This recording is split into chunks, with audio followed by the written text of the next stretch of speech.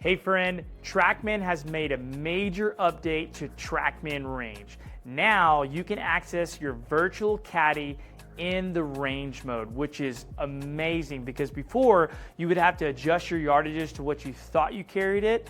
But now, because you've done Map My Bag, which is how you get the Virtual Caddy to work, now those yardages will be auto-selected as long as you've done Map My Bag and you've selected your clubs within the app.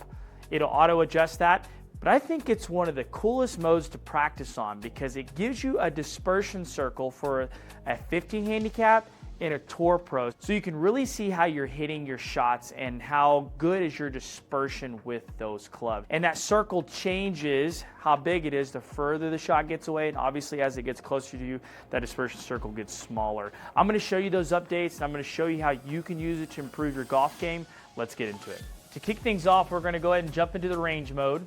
Make sure you're signed in with your profile. Make sure the altitude is set at what you need it to be, and then you hit start practice. Once you get in here, if you're not seeing your numbers, just make sure you click on My Bag right here, and this shows your carry numbers at 3,200 feet at 70 degrees. So the stock temperature for TrackMan is 70 degrees. So you see your carry, and then you see your total here. And as you select on the clubs, you're gonna see that it's already selecting the middle of the target to be pretty close to your carry number. Now I'm not really sure why it says 156 and this is 154. It looks like that's the total. That's the reason why I did that. But either way, if you look over here on the right, this shows you how wide the average proximity is for a tour player and then for a 15 handicap. So it gives you this circle as you're playing, so that way you can see your dispersion of your shots and how they line up.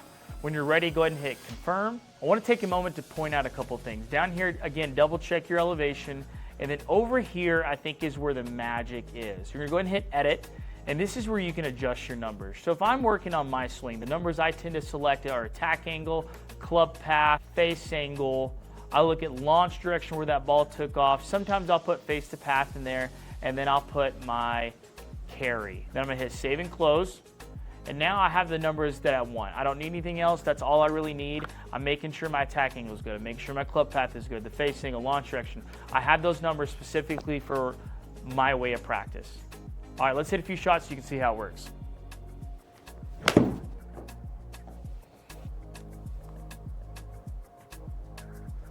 Not bad right there. Now, here's why this is so good for me. Obviously, it shows me that I hit it inside that circle because that dotted circle, which is the Tour Pro average, lit up, meaning I hit it inside that zone. So it's giving me an indicator that was a good shot and I hit my yardage. And I think that's what's important, is to know that, am I hitting the same yardage I've always been? So if something's off and I'm not hitting it the way I should, it's gonna highlight that pretty quick. So for a place to practice and have this data just like that, to where when something's off, either directional, whether that be distance-wise, instantly it's going to give you that feedback. No better practice than that.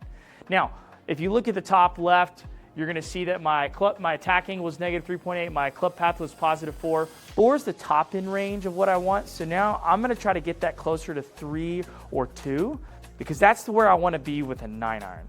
So now I'm going to try to correct that. I wanted to pause the video for just a moment to ask you, are you struggling with consistency? If you are, I want to highlight the 3 swing flaws that are wrecking your consistency. This is something I see all the time in my clients, and they're fixable, and when you fix them, your golf game improves. My clients have dropped anywhere from 5 to 10 strokes off their game. Once they fix these major swing flaws, their swing becomes way more consistent. So if that sounds like something you would like to take advantage of, it's completely free. The link is in the description down below. If you need some help with your consistency, it's completely free. Check it out. Let's get on with the video.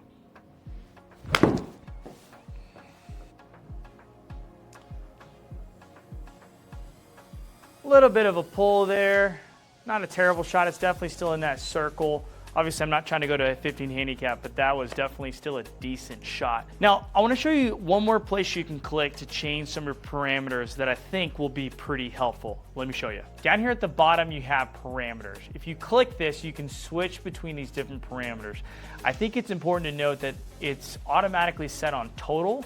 So if you know your numbers by carry, make sure you pay attention to that and maybe switch it to carry. I don't know my irons by total, I always know them by carry, because that's really the only thing I can control. I can't control what happens after it hits the ground, but I can't control what happens in the air.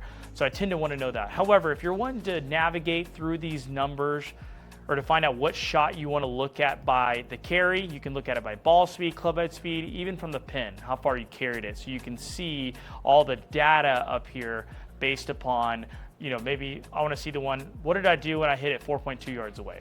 What did I do when I had it 9.8 yards away? You know, it's going to show you those things. That's a good little spot to change some numbers so that you can easily navigate between the different shots. As you can see, this mode is extremely beneficial to your golf game.